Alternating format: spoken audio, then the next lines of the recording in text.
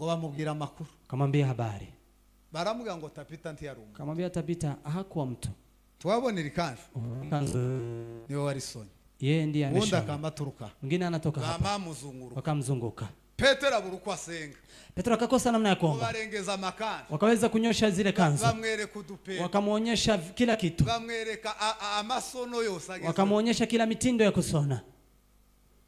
Petero aravuga ngo uyu mugore yari gike. Petro akasema mke huu alikuwa ni mtu wa ajabu. Sasa mtoke ili nione kama warabaheza bose. Akawatoa wote. Ngwabaza tera isenge. Alafu akaomba. Dore Mana. Ona Mungu. None se iyi mirimo ya Tabita. Hizi kazi za Tabita. Tuwo kongera ngo muzure. Uwezi tena ukamfua. Abafakazi batanterera amabuye. Ili hawa wajane wasinirushie mawe hapa. Ngo arasenga. Akaomba.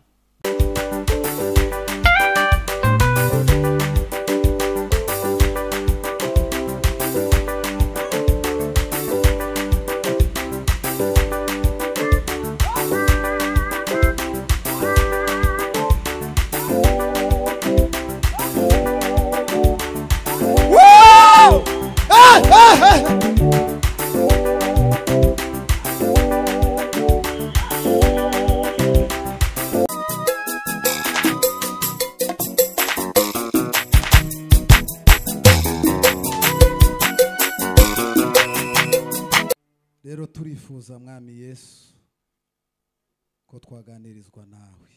Tumvikane twe, tiyaboneke twe. Humvikane wewe.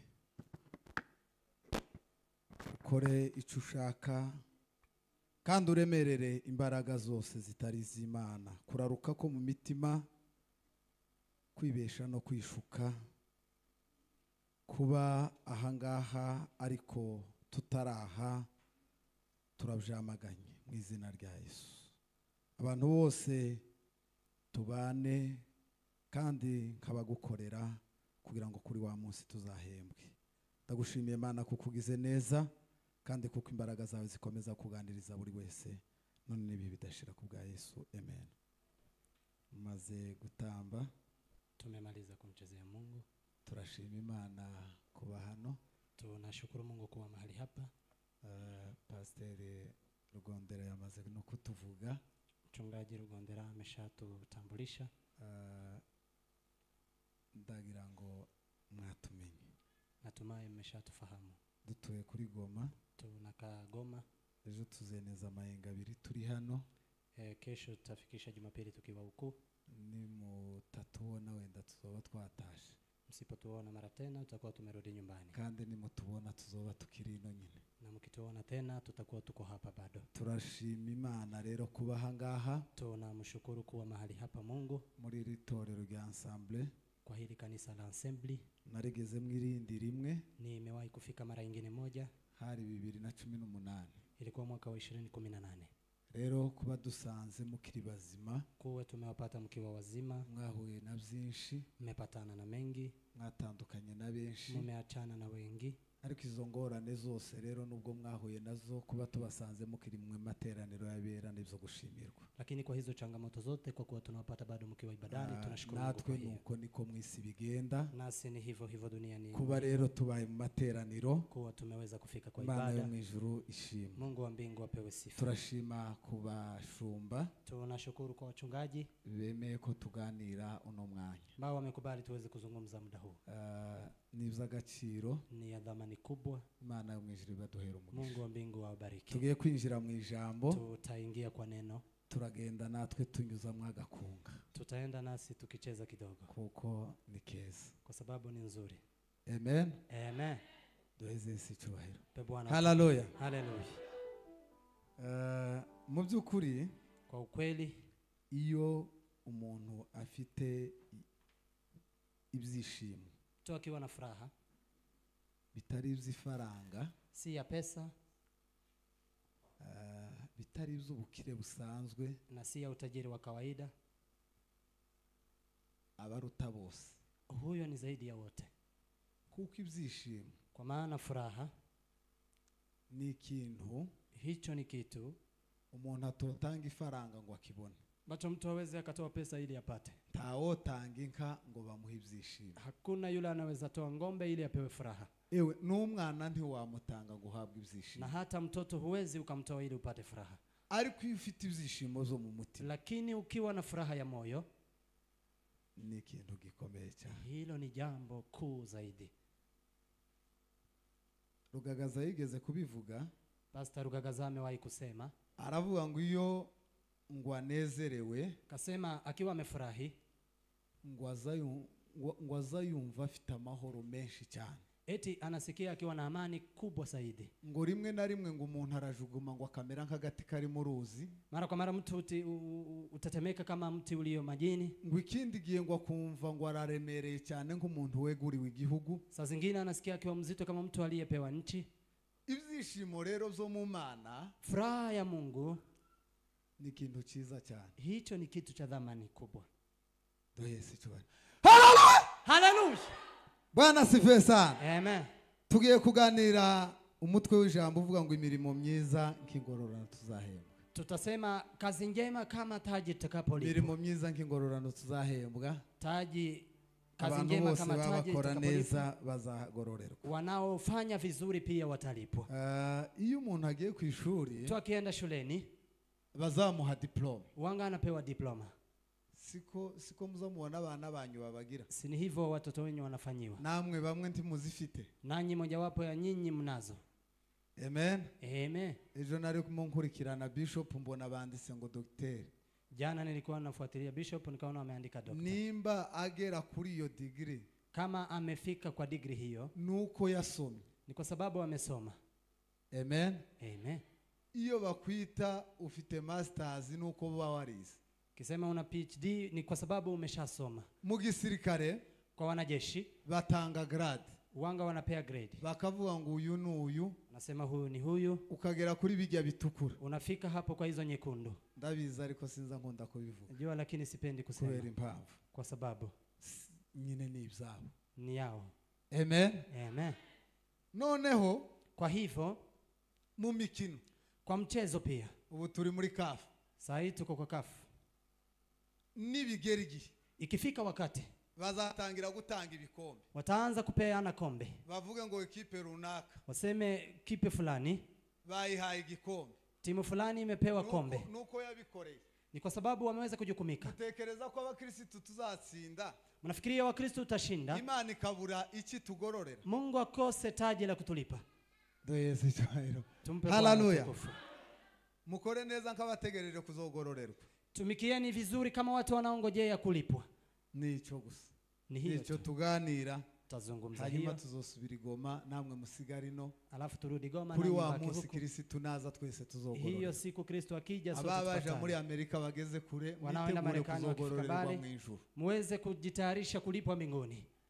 Bwana sifiwe sana. Amen. Siko wa? Sini hivyo. Tubombore Biblia zacu. Tufumbue Biblia zetu. Abashuti banje benshi bari muno. Kuna marafiki zangu wengi. Nikisema moja kwa moja naweza nikakaa, lakini twinjire mu ijambo ry'Imana. Tuingie kwa neno. Kolosai. Waraka wa Paulo kwa Kolosai. Baraza guheza umuntu w'umusomyi mwiza. Takuja kumpa mtu atakayetusaidia kwa kusoma. Adufashe. Abakolosai ibice bitatu. Waraka wa Paulo kwa Kolosai sura ni ya 3. N'umurongo wa 22 ageze kuri 25. 22 hadi 25. Hanyuma turaza gusoreza muri Yesaya. Takuja kutamatisha katika kitabu cha Yesaya. Ni bice 38. 38. N'umurongo wa 4 no wa 5. Na 4 mpaka 5. Bahere ku wa 3. Nzie hapo mstari wa 3. Umuntu witeguye adufashe gusoma. Mtu ambaye yuko tayari atusaidie kwa kusoma. Ibice bitatu umurongo wa 23. Ibice bitatu umurongo wa 23. Turasoma 30. Tutasoma mistari 3. Yego, kuri 25. Yego. Bibiliya iravuze iti ibyo mukora byose mubikore mubikuye ku mutima. Mubikore mubikuye ku mutima. Nk'abakorera shobuja mukuru. Badakorera abantu. Mutamukorerana. Muzi yuko muzagororerwa nawe. Muzi ico ko muzogororerwa na Kristo. Muhawe wa murage. Kuko mukorera shobuja mukuru Kristo. Yego. ariko ukiranirwa aziturwa nk'uko yakiraniwe. Umuntu ukiranirwa nawe azahemba ibihwanye n'ibyo yakoze, kandi ntihakiriho kurobanurwa ku butoni. Amen. Imana ntizarobanura ngo uri inzobe urirabura warize ntiwize. Hakutakuwa na upendeleo eti wewe ni mweupe. Reba Yesaya 30 Yesaya 38 usoma umurongo wa 3 n'uwa 4 n'uwa 5 naho. Yesaya 38 umurongo wa 3 haravuze ngo ndakwinginze Uwiteka, uyu munsi wibuke ko najyaga ngendera mu by'ukuri. Ezekiya aravuga ngo nakazangendera mu nzira z'ukuri, imbere yawe n'umutima utunganye, imbere yawe n'umutima utunganye, ngakora ibishimwa imbere yawe. Mana warandebye mu mutima ko nakazankora ibitunganye imbere yawe. Nuko Hezekiya ararira cyane.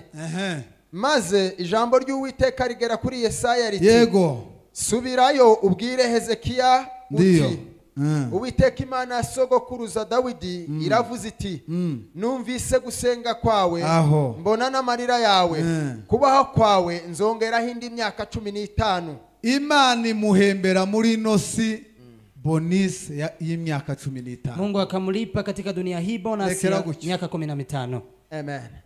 Muri nosi no mu ijuru izamuhemba, hata mbinguni atamlipa. Ariko Imana ibwira Hezekiya, lakini Mungu akamwambia Hezekiya, iramubwira ngo 15, akamwambia 15. Yesaya aragaruka aramubwira ngo Imana, Yesaya akarudi na kumwambia Mungu yumvishe gusenga kwako, amesikia ombi lako. None kwa hivyo mu myaka yo kurama kwako, kwa miaka ya kuishi kwako, ikongereye imyaka 15, amekuongezea miaka 15.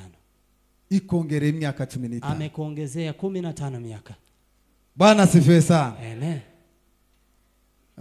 Buriya kwa hivyo hari inzitizi zigenda zibaho zituma abantu badakora neza. Kuna vizuizi ambazo zinafikia watu, zinawafanya wasitumike vizuri.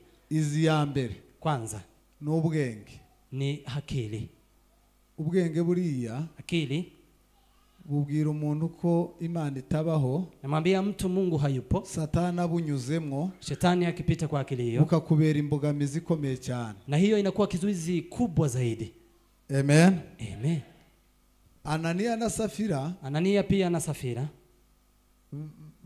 bakeneye kuba ngo bakore neza, wametaka ili waweze kutumika vizuri, bagurisha isambu yabo ntawe bibahatiye, kauza shamba lao bila mtu kuwasukuma, bageraho bavuga ngo batanga amafaranga ntawe bahasi, ikafika pahali pa kusema tutoe pesa, hakuna mtu amewasukuma. Ariko hageze igihe, lakini wakati ilipofika, ubwenge bubabera imbogamizi, akili ikawa kizuizi, burababwira kawaambia ngo igihe wakati kizogera tafika, abigishwa wale wanafunzi itumwa tizibe zigisangira, wanafunzi wasichangie. None kwa hivyo nisigarize, bakisheni, mwisigarize, mujibakisheni. Akugenge ni gike, akili ni hajabu. Satani yamayinjira mu bwenge, shetani akaingia kwa akili zao, yamibabwira neza, akawaambia vizuri ati gihe wakati muteganye muweze kuweka akiba, mwe muri bifu, ninyi ni wapumbavu, ifaranga zikibanza cyose muterure, pesa ya kiwanja chote mchukue, Petero ngo ngahe, na Petro eti shika.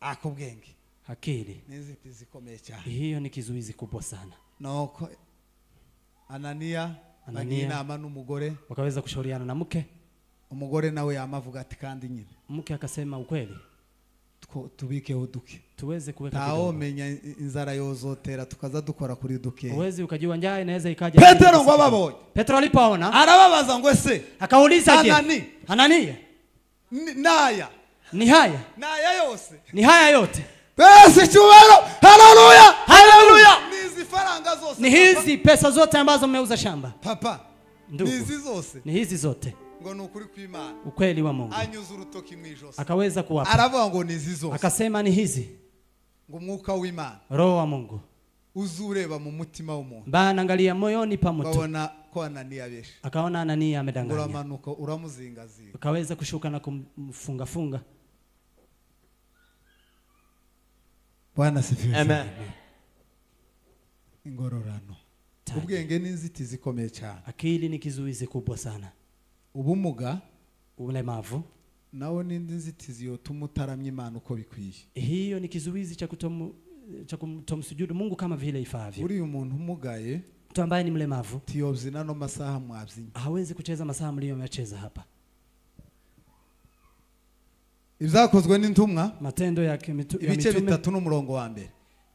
Petero na Yohana ngo bagiye kwinjira mu rusengero rw'Imana. Petero na Yohana walipotaka kuingia katika hekalu, ngo bageze imbere, walipofika hapo mbele, ngo basanga ikimuga, wakapata kilema, ngo cicaraga imbere y'urusengero, kwa anakaa hapo mbele ya hekalu. Ico kimuga, huyo kilema, ngo cyahoraga gisabiriza, alikuwa anaomba, akahora asabiriza, anaomba. Ikimuga cyarantangaje. Huyu kilema ngo Petero acitegereje, Petero alipotazama, warakibwira ngo ifeza n'izahabu ntazodufite, akamwambia fedha ariko ahita cerekwa, lakini akaonyeshwa ngo ntiyabona ko gikeneye gukira, hakuona kuwa akihitaji kupona. Wabona ngo ni kimuga, akaona ni kilemavu cyashizweho kubera impamvu za system, ambacho kimeweka kwa sababu ya system. Buriya kila kimuga cyari mu migambi ya system.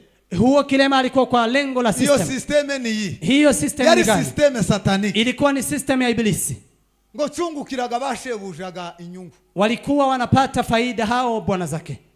Ako iki kimuga cyari gikenya. Huyu kilema alikuwa ajabu. Petero ahita cereko, Petero akaonyeshwa. Tumpe Bwana. Haleluya. Ikimuga cyari kibaho kwirembo, alikuwa hapo huyo mlemavu, ariko cyari kiba kwirembo kiri muri system, lakini alikuwa hapo mlangoni yake kwa system yo kudistraire, ya kuweza kuzubaisha abantu bagiye mu materano, wale ambao wanakuja ibadani, kubakamuramwo kuramya Imana, ya kuweza kuwatoa kumsifu Mungu.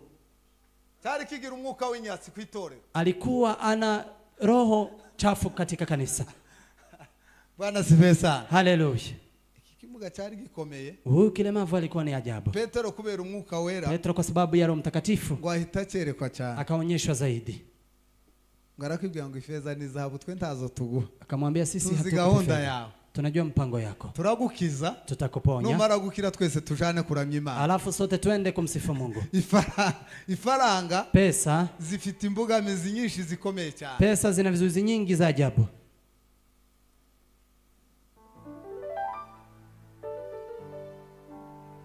Wewe turagukiza, wewe tutakuponya, nitumara tuje mu gisirimba twese, alafu sote tuweze kuingia kwa gisirimba. Tusire dohesi cywa, tumpe Bwana utukufu. Haleluya. Haleluya. No, ikimuga ngo kibona bakereswe.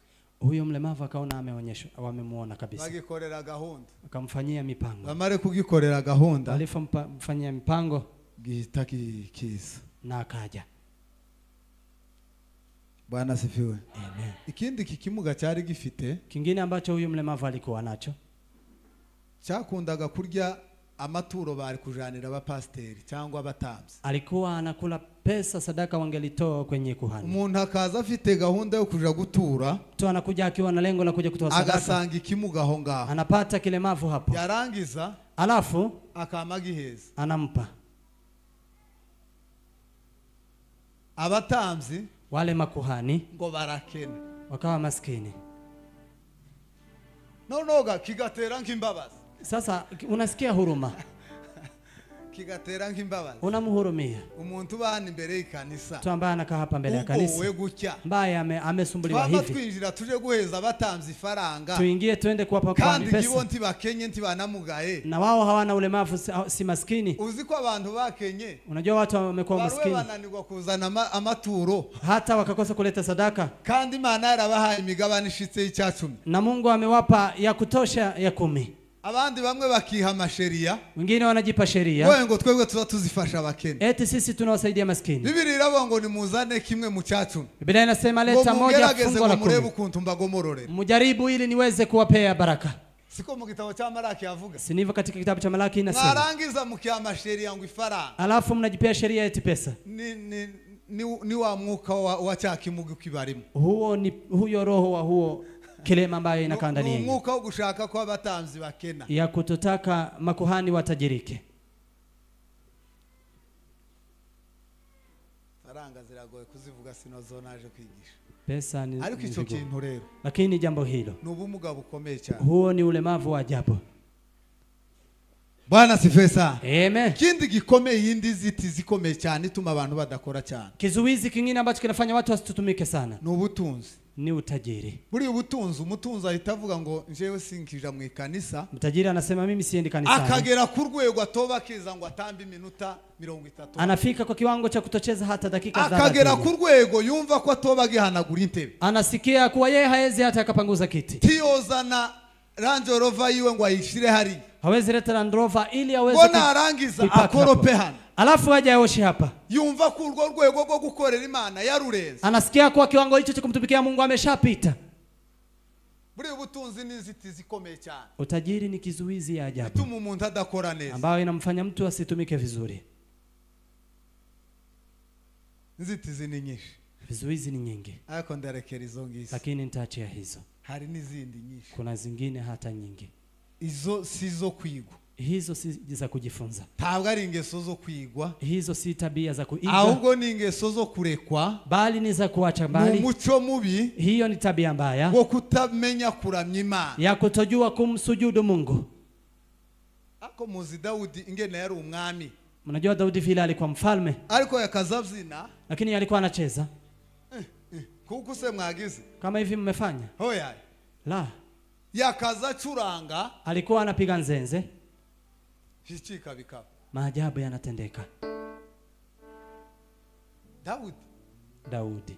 Ako Daudi ndamukunda. Daudi nampenda. Iyo iwe na Samuel ngo bakoze igitaramo nayo tirama. Ariko iki gitaramo ndagikunda. Yeye na Samuel wamefanya kesho huko nayo tirama. Zanumva nubwira abantu bose tugakora igitaramo kici nayo tirama. Nasikia nikiwaambia watu tufanye kesho kama yanayo tirama. Bisho. Uzikuko ingabo za Sauli jeshi la Sauli zigiye kumufata zishike zija mu gitaramo. Na wao walipofika wakaja wakaingia. Zose zirabika zija mu maombi. Wakaweka wakaingia kwenye maombi. Igice cha mbere icya kabiri kugeza kuri Sauli. Kundi la kwanza la pili hadi Sauli. Abatunzi basobanukiwe. Matajiri walioelewa. Bazabaramya Imana. Wanamwabudu Mungu. Bazabaramya Imana. Wanamwabudu Mungu. Bwana sifiwe. Amen. Niki gituma dukora neza? Ni nini ambayo inatufanya tuweze kutumika vizuri? Icya mbere. Kwanza. Ni umurimo mwiza. Ni kazi njema. Kuramya Imana ni umurimo mwiza. Kuabudu Mungu ni kazi njema. Niki cyotuma turamya Imana? Ni nini ambayo inaweza kutufanya tumwabudu Mungu? Nuko ari umurimo mwiza. Kwa sababu ni kazi njema. Icya kabiri. Pili. Nuko tuzobihemberwa ni nacho twavuze. Ni kwa sababu tutalipwa, hiyo ndiyo tumesema. Ni naho twinjiye mu ijambo ry'Imana. Ni hapo tumeingia kwa neno la Mungu. Bwana sifiwe sana. Amen. Tuzobihemberwa. Tutalipwa. Nukuri tuzobihemberwa. Kweli tutalipwa. Tabita ngo yaragira umurimo mwiza wo gusonera abafakazi. Alikuwa na kazi njema ya kuwashonea wale wajane. Ngo akabasonera na kuwashonea. Ako yarasonye. Lakini ameshona. Yaragira ateri idasanzwe. Alikuwa na pahali pa kushonea pa ajabu. Tabita ngo arasona. Tabita akashona. Hey! Hallelujah. Arasona. Akashona. Arasona. Akashona. Tiaja kugurisha. Hakuenda kuuza. Wakazahamagara abafakazi. Alikuwa anaita wajane. Agahamagara bakitengera. Anawaita wakitengera. Uzashakira abafakazi 200. Tafuteni ya wajane 20. Makanzu yuzuye. Niwape makanzu yamejaa. Agahamagara bakasara. Anaita wakasara. Uzashakire nk'abandi 30 tafuteni abantu kama wengine 30. Agashaka nk'abamwiki ngo muzane 15. Kileta 15. Ngo arasona. Akashona. Akoye. Uyu murimo wari mwiza. Hii kazi ilikuwa njema. Sikojo? Sini hivyo. Gusa ya maso. Kashona tu. Mashini ikaruhi gasaza kagurindi. Mashini inazeeka ananunua ingine. Yo gusonera abagore b'abafakazi. Ya kuwashonea wake wa n'abana babo. Na pia watoto wao. Umunsi umwe arapfa. Siku moja akafa. Zakozwe n'intumwa ibici 9 n'umurongo wa 30. Matendo ya Tume 9:36. Niho hari ayo makuru ya Tabita. Habari hizo utazipata hapo. Tabita arasona. Tabita akashona. Hey! Arasona yicara muri atelier. Akakaa katika arasona makanju. Akashona kanzu. Abafakaza arabahamagara. Wale majane akawakaitwa. Umunsi umwe ararwa. Siku moja akaugua. Arangije ngo arafa. Alafu akafa. Amaze gupfa. Alipofariki. Ngo abafakazi bakora manifestation. Jane wakaweza kufanya maandamano. Bakora manifestation. Wakaandamana. Baravuga ngo Tabita ntiyo. Wakasema Tabita hawezi akafa. Dorcas ntiyo. Dorcas hawezi akafa. Ngo baramuhagira. Wakamuosha. Ngo bamujana mu cyumba cyo hejuru. Kapeleka huko chumbani juu.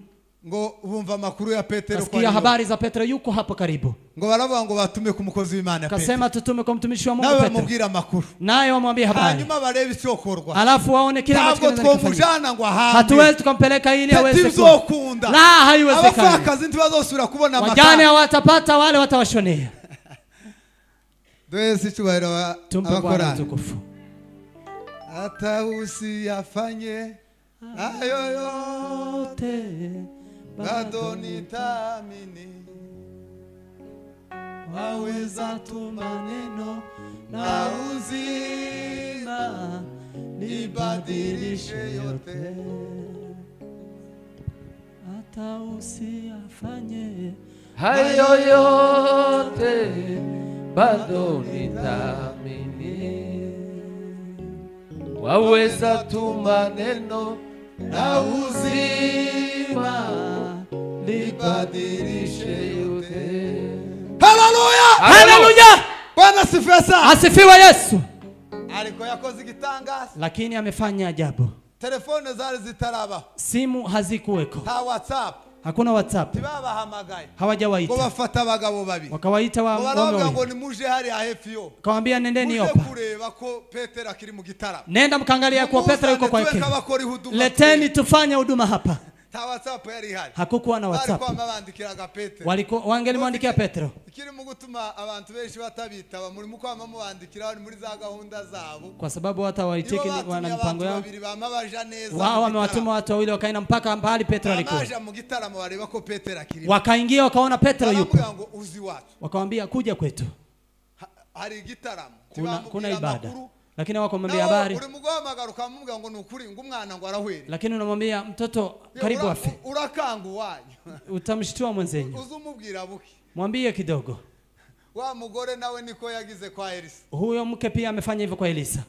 Alikuwa urana Gehazi ngo akamubwira ngo na amahoro. Alikuwa anaambia Gehazi ni salama. Bwana sifiwe sana. Muri mugukanga abayumva. Mnawashtua ombezi. Kera wewe uramukanze. Umeshamshtua. Nawe arama yumva nyine yapfu. Naye atasikia kwa amekufa. Enda banza gere mu rugo ubone kumubwira ikibazo neza. Bembeleze afike nyumbani mwambie habari vizuri. Bwana sifiwe sana. Amen. Noko. Ngo hageze Petero. Alipofika Petero. Ngo bamubwira makuru. Kamwambia habari. Baramubwira ngo Tabita ntiyarunga. Kamwambia Tabita hakuwa mtu. Tuwabonera ikanzu. Kanzu. Niwe wari sonye. Yeye ndiye anashona. Wunda kamaturuka. Mwingine anatoka hapa. Bamamuzunguruka. Wakamzunguka. Petero aburuko asenga. Petero akakosa namna ya kuomba. Barengeza makanzu. Wakaweza kunyosha zile kanzu. Bamwereka udupera. Wakamuonyesha kila kitu. Bamwereka amasono yose ageze. Wakamuonyesha kila mitindo ya kusona. Petero aravuga ngo uyu mugore yari gike. Petero akasema mke huyu alikuwa ni mtu wa ajabu. Sasa mtoke ili nione kama itaweza. Warabaheza bose. Akawatoa wote. Ngwamaza atera isengero. Alafu akaomba. Dore man. Ona Mungu. None se iyi mirimo ya Tabita. Hizi kazi za Tabita. Tuwo kongera ngo muzure. Huwezi tena ukamfua. Aba bafakazi batanterera amabuya. Ili hawa wajane wasinirushie mawe hapa. Ngo arasenga. Akaomba. Ngo arambura amaso. Akanyosha macho. Ngo areba Petero. Akafumbua macho na kumwangalia Petero. Akakaa. Ngo Petero aramusohora. Petero akamtoa. Bamuba hari muzima. Akampa imirimo. Kazi. Imirimo. Kazi njema. Imirimo ni sawa. Kazi njema ni sawa. Imirimo ni sawa. Kazi njema. Buriya umuntu natagukorera umurimo bunyine. Mtu asipokufanyia kazi njema kwa sasa. Ntizikabe impamvu zo kumuta. Matendo yake yasikufanya usimtoe. Arashobora kuba ntabushobozi. Edha hana uwezo. Mwihorere nyuma y'imyaka 5 azakugarukaho. Mwache baada ya miaka 5 atakurudia. Akutumikie hamna shida. Cyangwa wosanga kigwaya kimugaye. Ama bado ni mlemavu. Amugaye kudakora. Ni mlemavu hatumiki. Wenda numwere kwa neza nkakujya kwa Petero. Kimeonyeshwa vizuri kama Petero. Uzomusengera ni mara mutangire kuramya mwe. Utamuombea alafu mwanze kuabudu nyote. Bwana sifiwe sana. Amen. Hallelujah. Hallelujah. Nomvisha Imana kabisa. Nasikia Mungu. Muzamukora neza abavye. Tenda wema wazazi. Mukihuza muri nka 5 mukagura nkiri ubu. Mnajiunga mkiwa 5 mnanua kama wa ili. Mukihuza muri nk10 mukagura nkagafuka kifu mukaja gusura umuntu wa burayi. Mnamtembelea mtu ambaye amelala njaa. Watu kama 10. Ntimukore nk'ababakorera wa wundi. Msifanye kama wanaomtumikia huyo. Muzamukora iyo mirimo. Fanya kazi hizo. Paulo ageze mu Bakolosayi. Paulo alipofika kwa Wakolosai arababwira akawaambia yarimo abigisha inshingano z'urugo. Alikuwa anawafunza jukumu la boma. Urasubira usome papa. Utakuja kusoma. Abapasteri niho bazasoma bagiye gushingira. Abapasta hapo ndipo wanasoma wakienda kuunganisha. Nitumara jambo twasomye. Alafu tufike kwa neno tulilolisoma. Ahera ku bagore kuko yabonaga ari bo bagoye. Akaanzia kwa wake kwa sababu ndio wasumbufu. Arababwira ngo bagore. Akawaambia wake. Bwana sifiwe sana. Amen. Ngo mwubaha abagabo banyu. Watiini waume zenyu. Uyu mugabo Paulo yari yarebye abagore b'Abakolosayi abona nibitanga ntibaza buba. Amewaangalia wake wa Kolosai akaona hawatii.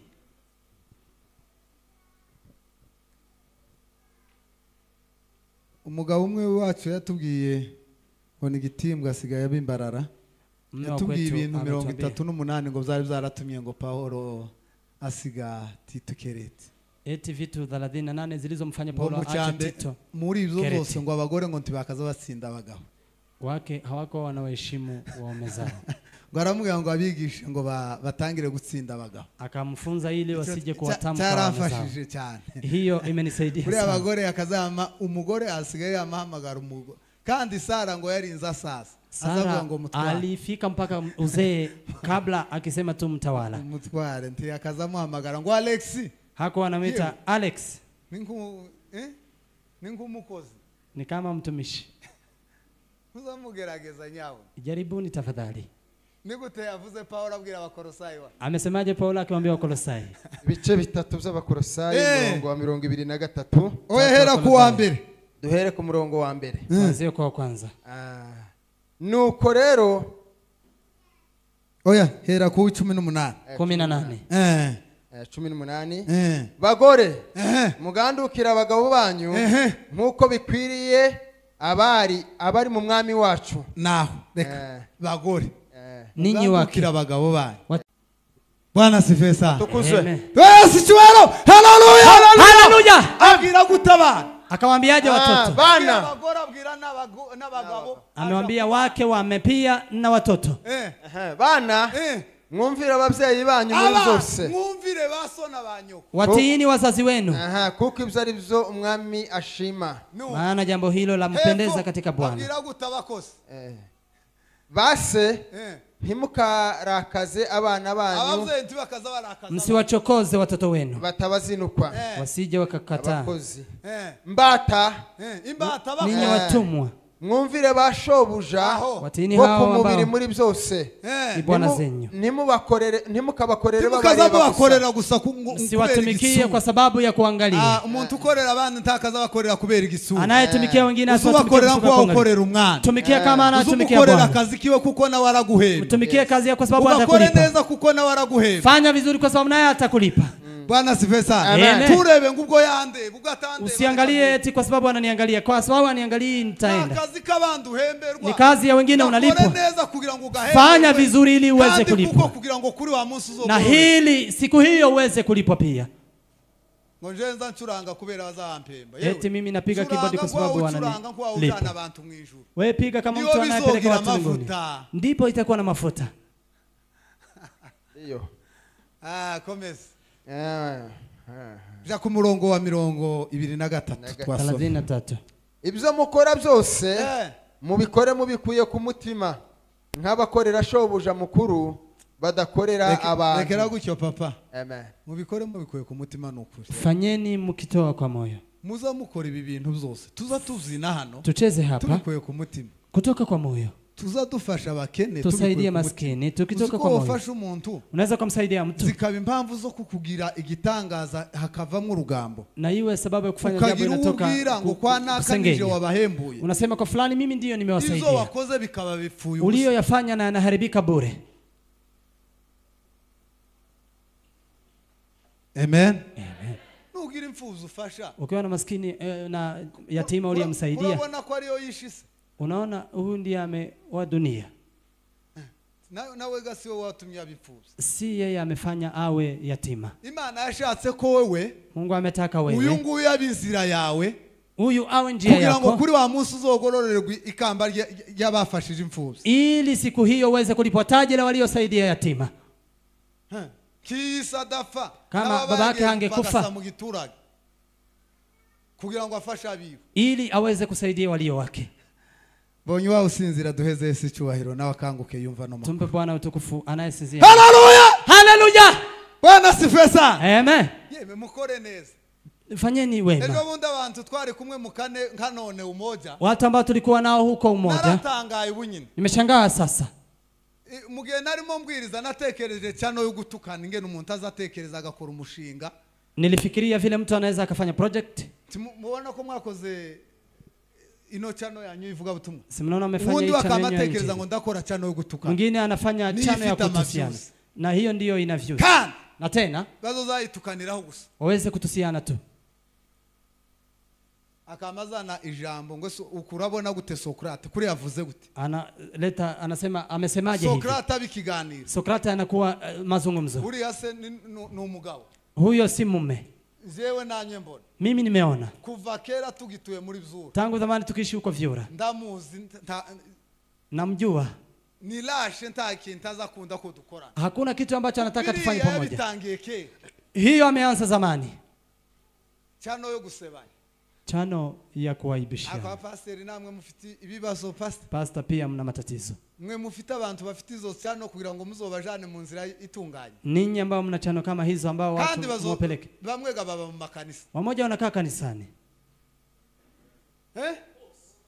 aho none kuri yako batukana ku karubanda mbona watusiana huko hadharani none gutukana sicha kutusiana si ni dhambi muzobagira gute mtawafanyaje ngaga ni mubagenderere bareke ziriya cyane kwa hivyo sasa muwatembelee wache chano hizi Yesu cyubahiro haleluya haleluya ariko ubunyine lakini sasa ni ajabu abantu bananiwe gukora neza kandi bihariye watu wameshindwa kutumika vizuri na woza na chano yo kuvuga abantu neza gusa yule ambaye anaweza kuleta chano ya kuwanena watu vizuri ukavuga umuntu kamumuvuga gusa neza unasema mtu vizuri kabisa ukareka iyo gutukana wacha ya kutusiana senti yobona ma views uwezi pata views faranga ni gitanga pesa uzamutukundi kugira gusa ngo uhembwe kandi uri umukristo unamtusi mwingine ili ulipo kwa sababu hata wewe ukiwa mkristo tagukora neza kuri ile chano kabisa hakuna kutumika vizuri kwa chano hii hariyo navuze kuna ile nimesema navuze chano yo gutukana mimi nimesema chano ya kutusiana tazo muri mukubona hamzioni papa kora kumukunga kora kumukunga hajya warogeze gusa pale nari kumbuye John ngwino tube nk'ababyina papa kuja tucheze nari ngukumbuye cyane John tuzaduhurira mu bitaramo hariye Rwanda yambereye umugisha cyane n'inshuti yanjye amekuwa baraka kwangu huko Bwana sifiwe sana amen karibu cyane karibu sana hanyuma tugiye kubyinaho gato alafu tunataka kucheza kidogo kubyina biza bisa nk'imvugo mbi no gutambaga rero cheza ariko Daudi yaravyinnye lakini Daudi amecheza yaratambye yaravyinnye uko ubyita ko vile unaweza ukaita kucheza nagakunga kagufi gusa tubone gukomeza nsose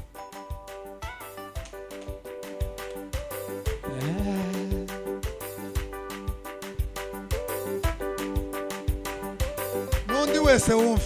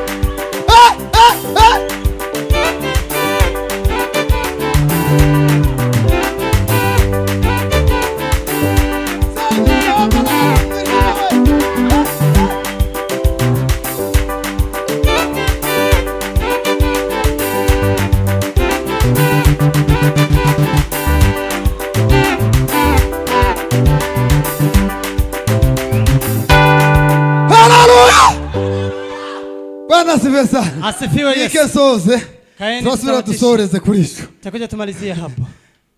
Bwana asifiwe sana. Amen. Amen.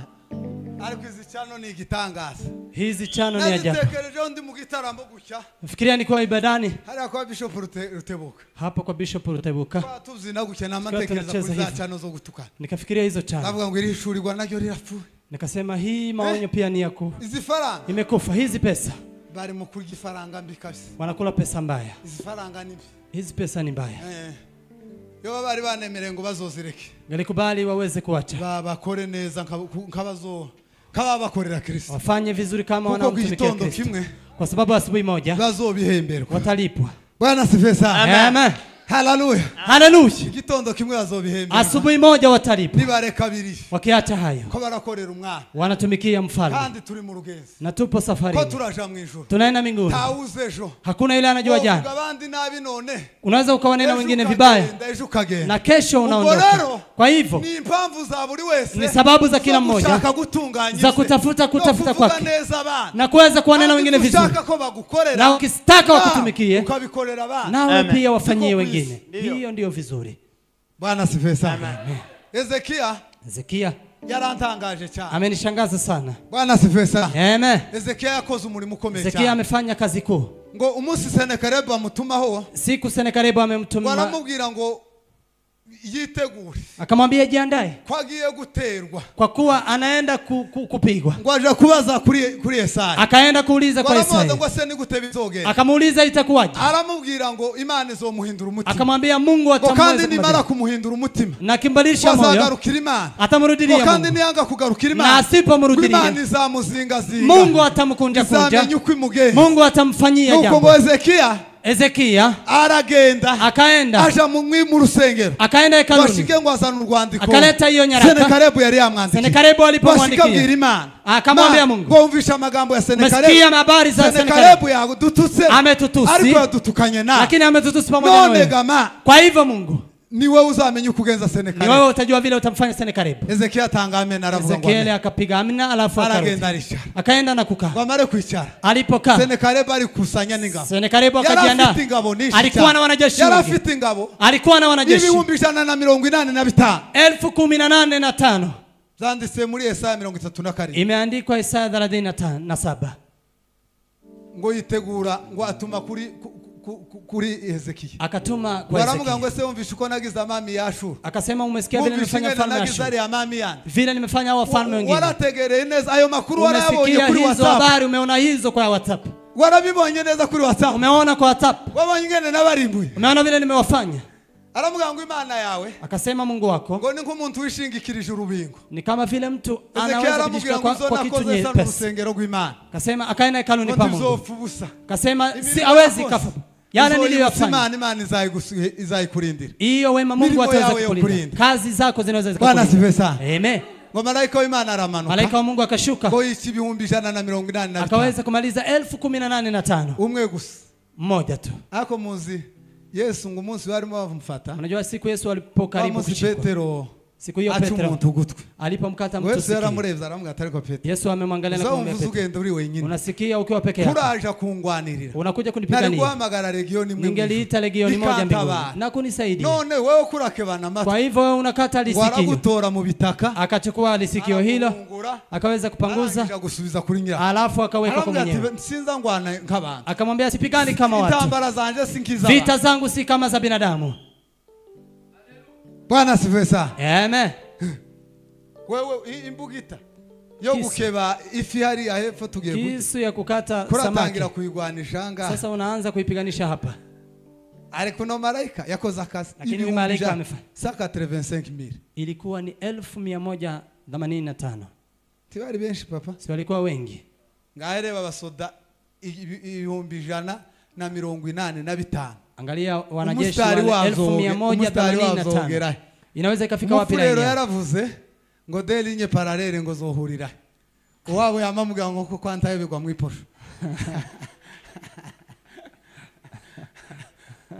ko murumva imistari birimeze guhurira mistari nyororo inaweza ikapatana wapi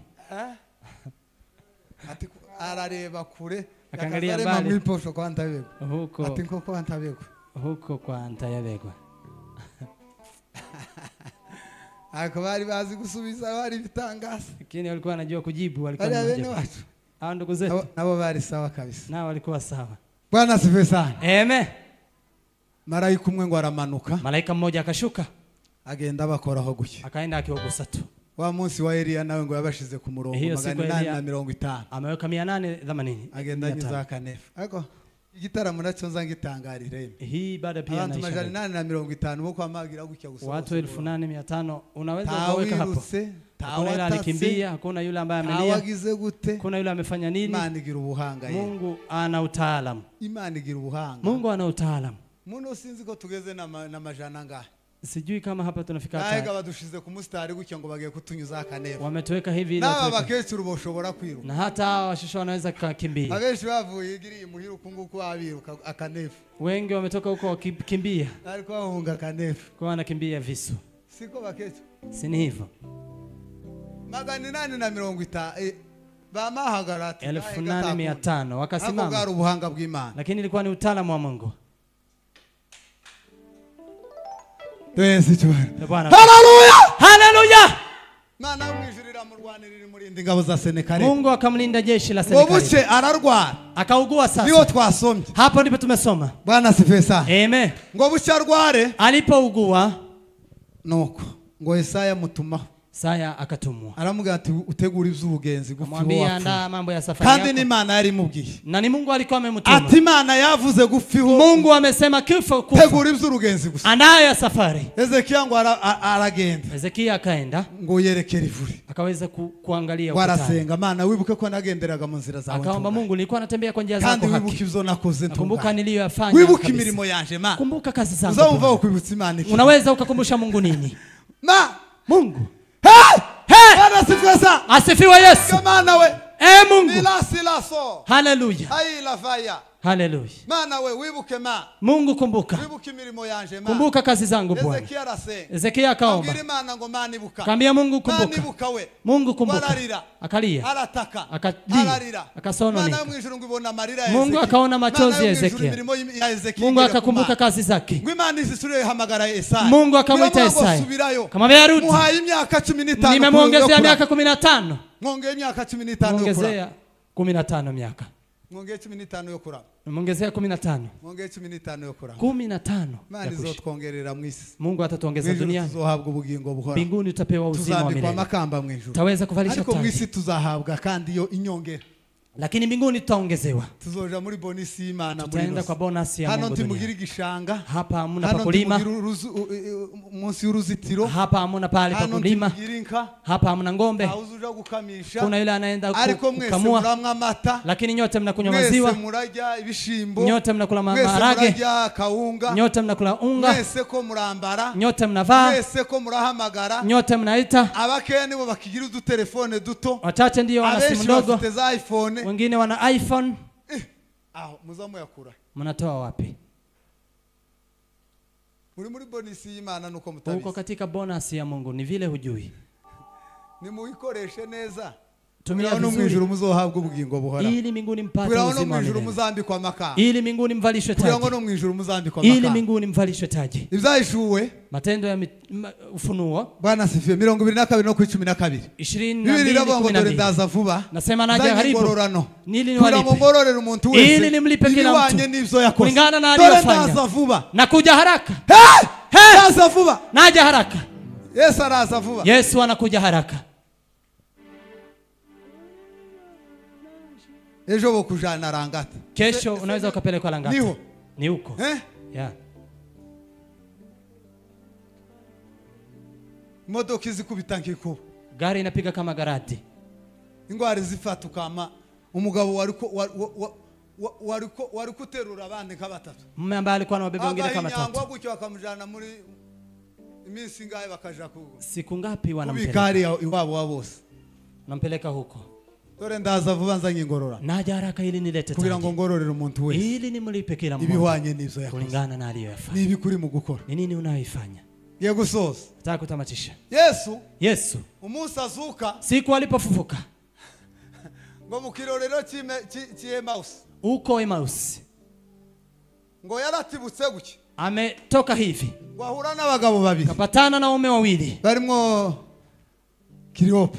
Ikiwemo Kiropa. Ngo barimo bagenda bavuga ngo imirimo ya Yesu. Walienda wakizungumzia kazi za Yesu. Bakagenda bavuga. Wanaenda wakisema. Ngo bamugira neza baraye bamwishe. Huyo mtenda wema wamemuangamiza. Bamugira neza. Huyo mtenda wema. Bamugira neza baraye bamwishe. Mtenda wema ameuawa. Ngo Yesu.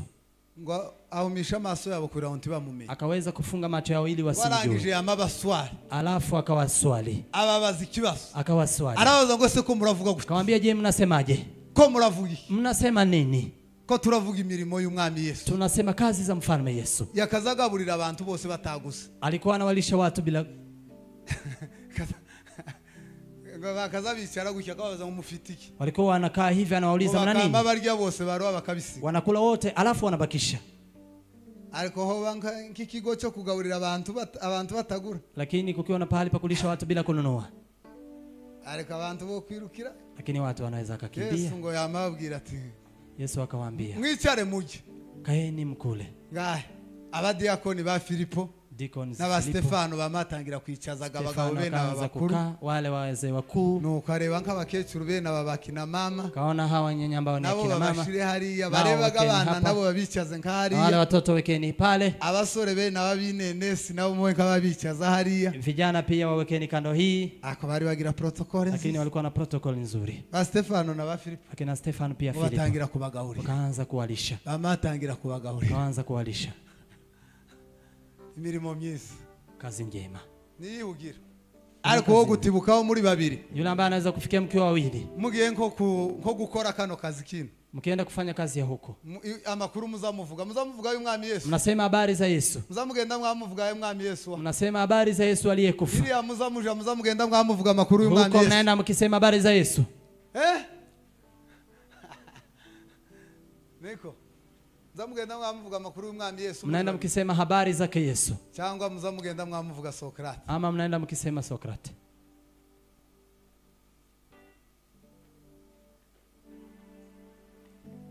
akaba bagabo ngo imitima yabo mioyo yao ngo yamitangira guca ikaanza kuwa ngo bagenda babumva ivyishimo wakasikia wakiwa na furaha baada Yesu akatoweka Yesu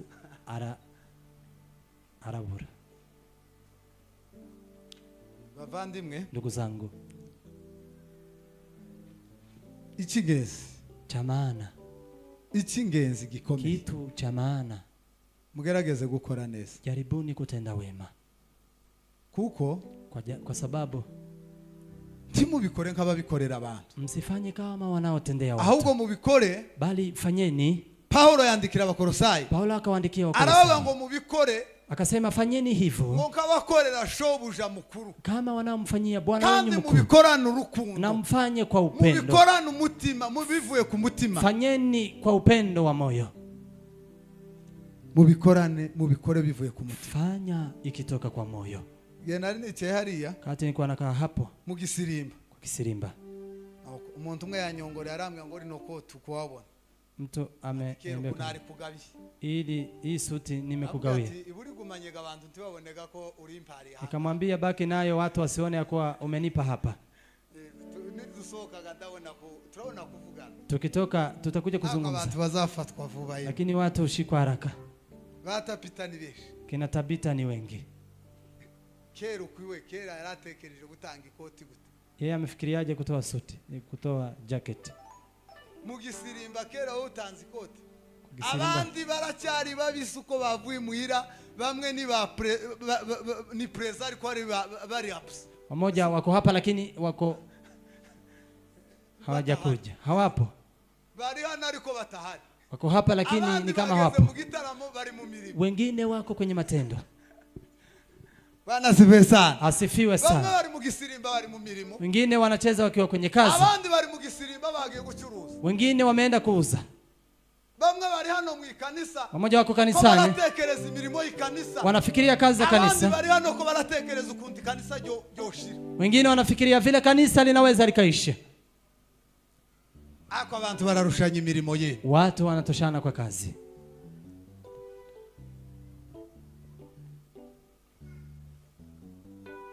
Mukabiri aho twari duteraniye pali tulikuwa huko twahishuriwe ijambo rikomeye cyane. Tumefunuliwa neno kuu. No ngo abakorari bazamara iminsi batarepeta ngo bari mu nama. Wanakwaya wanamaliza siku nyingi bila kurepeta. Wanafanya kikao Jumanne. Wanafanya hata Ijumaa. Jumapili wakipa nyimbo wanaimba vibaya. Hawakufanya mazoezi. Tumekuwa na mama. Tumekuwa kwa kwaya. Buri inama izimara amavuta cyane. Kikao kumaliza mafuta. Kanisa yagumye kugira inama nyinshi izaricikamo. Kanisa likiwa na vikao nyingi linabomoka. Buri inama muza muzipunguza. Vikao punguzeni. Na za ministeri zagize inama zizazirwa zigacikamo. Na hata bakagenda bagiye gusenga. Watu wanaenda wakienda kuomba. Bashika ngo turare mu nama. Wakifika wanasema la tulale kwa kiko. Wakifika saa 8 wanashindwa kuomba tulale. Mpunguza inama. Punguzeni vikao. Musenge. Ombeni. Mukora imirimo cyane. Fanya kazi sana. Mukora inama nyinshi cyane. Kuliko kufanya vikao sana. Bwana sifiwe sana. Amen. Yesu chuwero. Hallelujah. Hallelujah. Mpunguza majambo. Punguza maneno. Tumika sana. Bwana sifiwe sana. Amen. Imirimo ni ikenewe. Kazi njema ndizo zinahitajika. Nizo tuma duhabwa amakamba. Ndiyo itatufanya tuwe na taji. Nimubona haba inama ntika zirenze saa muza mu program. Kikao isimalize saa. Umwerekezo ni mara mwama musenge. Maelekezo alafu muombe. Muzigabanye. Punguzeni. Bwana sifiwe sana. Amen. Sasa kuko? Ni hivyo. Ni huko. Nayo niyo makuru. Hizo ndizo habari. Kubaramutsa muri Kristo Yesu tuvugana. Kusalimu katika jina la Yesu. Imirimo myiza tuzoyihembera. Matendo mema tutalipwa. Tuzambikwa makamba. Tutavikwa taji. Buri umuntu wese ahabwa diplome y'ikiciro yize. Kila mtu anapewa diploma ya timu yake. Ahabwa grade na kazi yakoze. Anapewa grade kwa sababu ya kazi aliyofanya. Bwana sifiwe sana. Amen. Tawe wogira general atarabikore. Hakuna yule anaweza kufanya general na hajafanya. Tawe wogira metre ngwabe umumetre agire masters. Hakuna yule anaweza kupewa masters atarabona certificate. Bila kupata certificate. Mwinjuru ariko kuri ya mugabo yaranejeje man. Huyo mume amenishangaza. Magufuli. Yaravuze ngo azokora neza mwisi. Amesema atatumika vizuri duniani. Mbona agera mwinjuru guki? Akifika mbinguni hivi. Baba muheza gace kama malaika kamuyama kayobora. Wamupe pande moja malaika aweze kuongoza. Aka Magufuli. Magufuli. No muga. No Magufuli wage mwinjuru. Magufuli ambaye ameenda mbinguni. Nintwari nikizindi ntwari zose ziri muri bibi. Huyo ni shujaa kama mashujaa wengine walioko Bibলিani. Ngumu iwe ngo hano mwisi karakora neza. Hapa duniani anatumika vizuri. Kugira ngo umunsi gucya ngo natibuka mwinjuru gucya ageze mwinjuru. Ili akifika mbinguni hivi. Ngo Imana izamame ubona ko ari wo kwizerwa ngo mu gace kamwe kama malaika. Mungu aone ni wa kuaminiwa ampe pande moja malaika. Wote yoba mwinjuru atayoboka. Ugetaka nako ni sawa. Niseme hii pia ni sawa. Katuri atundinza ndeo. Na uto tungine kama anatuangalia. Bwana sifiwe. Amen. Siko baketu. Si ni hivyo. Mukore neza. Tendeni wema. Abagore bakorera ingo zabo. Wake watumikie familia ingo zao. Kama sio tumikie familia. Uri uyu muntu yafashe urugo rwiwe nabi. Mtu akichukua boma lake vibaya. Imana izobimubaza. Mungu atamuuliza. Nutamenya kuwagira abana kubasasira kare usipojua kuosha watoto kuwatandikia mapema kuwafulia abana bazokora mu makondisio mabi nibamara ikibazo kibe kirabaye watoto wataishi kwa condition mbaya alafu tatizo lingi abagabo nabo bakora ibyabo bibareba na waume pia wafanye abana nabo ngo bubaha abavyeyi watoto pia watii wazazi uzumutuma agaruke karazana imboga kugihe mtume arudi mapema alete mboga kwa wakati akora imirimo nk'utawukorera nyina nase fanye kazi kama asifanye wazazi urugo rwabo kama asifanye boma lao ubwo abikore nko awuhimbaza Imana fanye kama anayemsujudu abakozi nabo bakore nk'aba bakorera bashe wafanye kama wanaotumikia bwana zao ataruko babareba gusa si eti kwamba wanaona ahubwo babikore nk'abazao bihemberwa wafanye kama watakaolipwa mwitorero kanisani ivyo dukora yale tunayofanya tubikore nk'aba bakorera tufanye kama wanaomtumikia Kristo turirimbe nk'abategereje Kristo tuimbe kama wanamngojea Kristo kama bakorera Imana kama wanaomtumikia Bwana tutambe kama bakorera Imana tucheze kama tuture kama bakorera Imana tuweze kutoa kama wanamtumikia Mungu tukorope kama bakorera Imana tuoshe kama wanamtumikia Mungu tukore imirimo yose kama bakorera Imana fanya kazi zote kama bakorera Imana kama wanamtumikia Mungu tumixe kama bakorera Imana tuweze kufanya kama bakorera Imana tufanye kila kitu kama wanamtumikia Mungu kila kitu fanyeni kama wanamtumikia Mungu sure duheze Yesu cyubahiro tumpe Bwana utukufu haleluya zitatu zo gushambulia tumara tuzina tatu za kushambulia alafu tucheze haleluya haleluya haleluya Haleluya. Bwana sifiwe sana. Tukore nk'ababakorera Imana. Tumikeni kama wanamtumikia Mungu yacu. Tutumikie jamaa zetu. Kama tabikorera. Kama wasiyojitumikia. Bali wanamtumikia Mungu. Kugira ngo iyo mirimo izaduhesha amakamba. Ili kazi hizo tulipwetaje. Abahungu batoya bagabanya urumogi. Vijana waweze kupunguza bangi. Siko kwiza. Si ndio vizuri. Abandi bagabanya itabi. Wengine wapunguze sigara. Wengine wapunguze malaya. Bagabanye kugira ngo bakore nk'ababakorera. Ili wafanye kama wanamtumikia. Kuko ntawakora gafite icyamo. Kwa sababu hakuna yule anaweza kutumika akiwa na dhambi. Eka bishop baze tube nk'abatamba. Cha wachungaji waje alafu tucheze kidogo. Nabandi bazumva muze. Na wengine ambao wanasikia. Sirimba keza. Sirimba kazuri. Ariko mugende mukorere Imana. Lakini nendeni mkamtumikie Mungu. Menye ku munsi umwe Kristo ari hafi. Kwa siku moja Kristo yu karibu. Timumbere kaba abakobwa batanu bibifu. Msiwe kama hao wanawali wa ngo bari ko babwira bajya batanu w'ubwenge. Walikuwa wanawaambia hao wanawali wakili mtupe mafuta. Ababo bakababwira ngo amavuta muje mubaho wanjuse. Kandi Yesu ngazoza ko guhumza no guhumura. Yesu atakuja kama kufumba no guhumura nti woja kugura ibitoro baho wanjuse. Wawezi kununua mafuta huko. Mwibikeho amavuta. Weza kujiwekeza mwibikeho imirimo myiza kugira ngo mu gitondo Kristo naza ili asubuhi Kristo akija Imana mwishira baho tumlaki. Mungu awabariki. Achira